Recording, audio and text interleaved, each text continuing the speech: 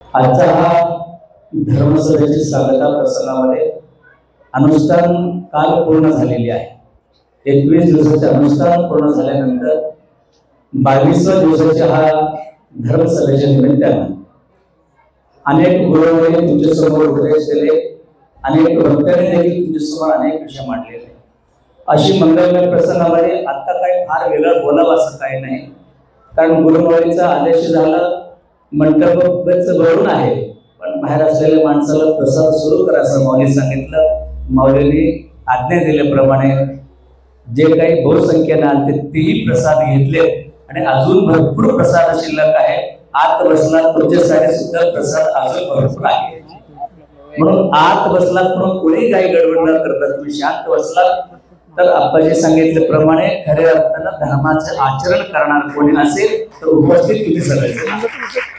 कारण शेवटी आम्ही या भारत देशात राहत असताना आम्ही सगळे हिंदू म्हणून जगला पाहिजे, हिंदू म्हणून राहायला पाहिजे। त्याकरिता आपल्याला प्रबोध होणं फार गरजेचं असतं, कारण सध्या भारत देशाची परिस्थिती आम्ही पाहिलं, आम्ही सगळं खूप धार्मिक झालो। अनेक देवा मंदिरमध्ये गर्दी भरपूर होऊ लागली। आम्ही रामाला मानतो, कृष्णाला मानतो, तिरुपतीला जातो, पंढरपूरला जातो, मन्नत मौलीकडे आलो, नवे नाही तेवढ्या देवाकडे आम्ही धावून चाललो।